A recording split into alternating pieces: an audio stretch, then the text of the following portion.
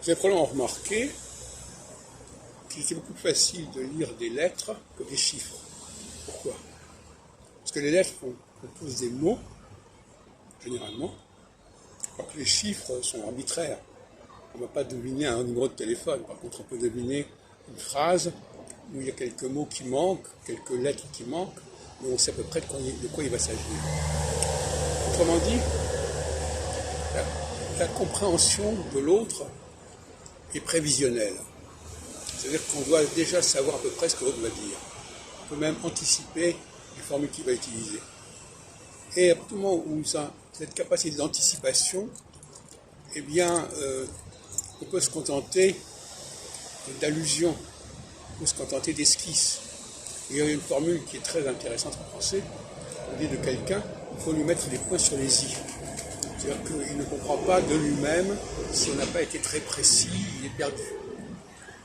Donc, une langue qui est propre à un groupe homogène, elle peut fonctionner de manière très allusive et elle n'a pas besoin d'insister lourdement sur chaque mot. Il y a un enchaînement. En revanche, dans un endroit où il n'y a pas d'homogénéité sociale, ethnique, religieuse, les propos des uns et des autres sont imprévisibles. Et par conséquent, il faut insister lourdement, il faut souligner pour se faire comprendre. Et c'est pas du tout la même chose.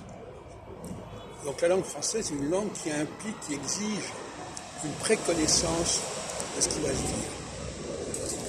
Inversement, dans le cas d'ailleurs des langues sémitiques, on ne peut lire un texte que si on parle la langue en quelque question. Donc il y a une relativisation de l'écrit par rapport à l'oral, alors qu'en français c'est l'inverse. En français, l'oralité est fondée sur une codification de l'écrit, sur la connaissance des codes de l'écrit. Je vous laisse réfléchir, je vous laisse méditer là-dessus, que vous ne serez pas d'accord avec moi, mais le français est une langue qui part d'une révélation. L'alphabet est une révélation, l'écrit est une révélation. Et d'ailleurs, les tables de la loi sont d'abord révélées par écrit. Mais justement, c'est la question de savoir quelle est la langue des tables de la loi. Est-ce que c'est l'hébreu ou est-ce que c'est le proto-français?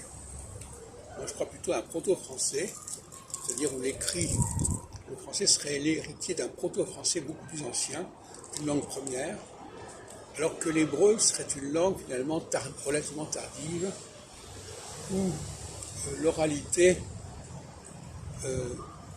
passe avant, parce que quand on n'a pas accès à l'écrit, quand on n'est pas dans l'initiation, eh bien on doit se contenter de l'oral.